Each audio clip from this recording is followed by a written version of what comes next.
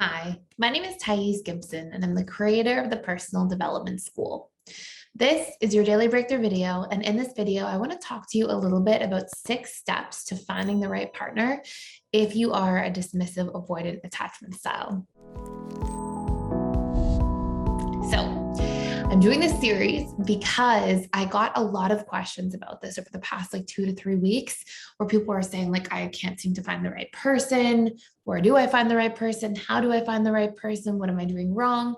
And I figured it would be important to just address some of these important tips and tools if you feel stuck and you feel like you're in a place in your life where you are ready for a relationship, but are having difficulty finding somebody who really makes you feel fulfilled or that you feel truly compatible with. And I find that a lot of the reasons that we seem to sort of repeat these patterns of finding relationships we aren't compatible with people is because a lot of our internal reality has not changed, right? So we search for something different externally while we keep running these same internal programs and patterns. So in this video, we'll cover a little bit about what you can do to move out of this rut if you find yourself in that sort of position. So one of the first things that's really important to do is to become intentional about what you want. And this is irrespective of your attachment style. So some of the things that dismissive avoidants often want in their life and in their relationships are people who understand them, make them feel understood, respect their independence, also make an effort to make them feel supported, a relationship with a good bit of simplicity that's not overly complex or dramatic. Dismissive avoidants tend to value harmony, stability in the relationship, people who they feel like are grounded and safe and trustworthy. So get intentional, make your own list, right? And sit down and really work out what it is that I'm looking for. And then your next thing that is really important to do is to ask yourself, where will I find somebody like this? I find that oftentimes we kind of want something on some level, but until we make it fully conscious and until we take action to go in the direction of finding this person who, with whatever traits or qualities we're looking for, it's if you are looking for these qualities and characteristics and you keep going to the same bar down your street and, introducing yourself to the same people or seeing the same people week to week or hanging out with the same small group of friends and not really doing anything to break your pattern, it can be difficult to find somebody. And if you get more specific, maybe you really want to find somebody who really is enjoying learning and interested in learning. And obviously you're probably going to find that person at a place like a library or some sort of learning oriented event or workshop before you're going to find somebody like that at a bar. And I'm not saying that people who go to bars don't learn or anything like that at all, but I'm just saying you're likely to find a greater capacity of people you're going to connect with on that level by being intentional about where you're looking. So that's step 1 and 2. Step 3 for a dismissive avoidant is to discover what's blocking you within yourself. And, are there any limiting beliefs you have? Are there fears you have? Do you believe, oh no, it's not possible to find somebody?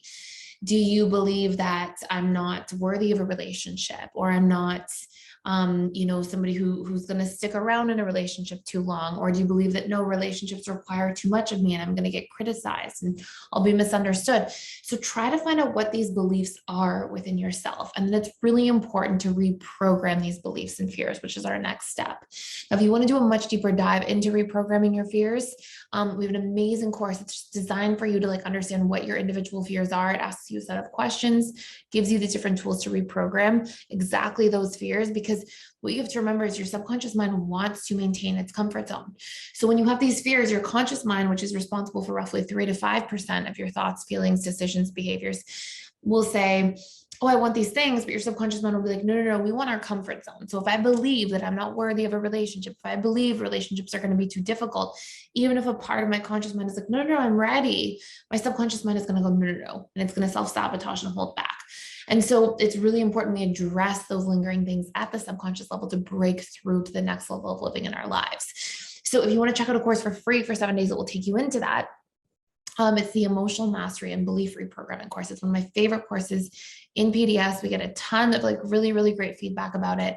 And it's really transformational and results oriented. So anyways, if you're looking to do a deeper dive into that, you can check out that course for free by clicking the link in the description box below. And when you enter into your dashboard, once you sign up, it gives you access to all of the courses. Just type in Emotional Mastery. The next thing you want to do here and this will be covered in part of that course, is you want to practice vulnerability, and you really want to practice like doing a little bit of exposure work to open yourself to be a little bit more vulnerable, because sometimes dismissive avoidants will really yearn for a relationship, but they'll be afraid to like really open up and put themselves out there.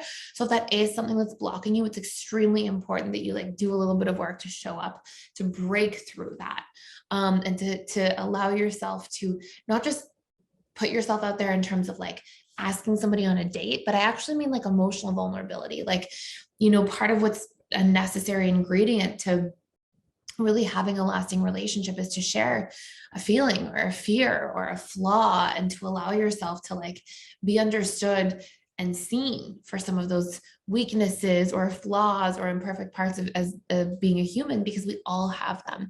And when we keep their guard up all the time, it sort of acts as this blockade from us truly getting to know somebody at a deeper level, and vice versa. And our next step here is to learn to move through conflict. This is so important to have a lasting relationship. As a dismissive avoidant, I find that dismissive avoidants sort of do this thing where they tend to like flaw find whenever there's a conflict. And what I really want to share with you, if you are a dismissive avoidant listening to this, is that often the things you're flaw finding about are the things you believe that you can't work through. So for example, you might be like, oh, this person's messy. And you may like have this flaw finding dynamic around it. Like, oh, I can't be with them because they're messy. But like a lot of times those are just solvable problems through communication, by just saying, hey, it's really important to me, if you come over, that you clean up after yourself, or that when I come over, I'd like us to have a tidy environment, or these things are important to me if I'm ever considering living with somebody long-term. A lot of these things are just solvable with like a little bit of work put into a relationship. But because DAs don't know how to communicate sometimes, they will instead often be like, oh, that person's a write-off right away. And often you're writing off people over like things that would have otherwise been really solvable problems. So if you want to do a little bit of work on that, the Dismissive Avoidant Reprogramming course has steps for you to work through that as well. And again, that all comes for free for 7 days if you click the link below. And you can get some tools and resources for like how to feel more comfortable and safer speaking up as a whole. And last but not least, it is very important to prime your subconscious mind to receive what you're looking for by giving it to yourself first. It makes it familiar at the subconscious level. So it means things like, if you're looking to feel supported, are you supporting yourself? If you're looking to feel emotionally accepted by somebody, are you emotionally accepting yourself, or are you shaming yourself? And so it's really important to be able to go, okay, these are the things that I'm not giving to myself. Here are my strategies to give them to myself.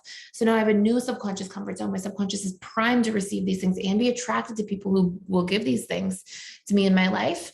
And you will see the needle move in your relationships accordingly. So that stuff is included in the Emotional Mastery course.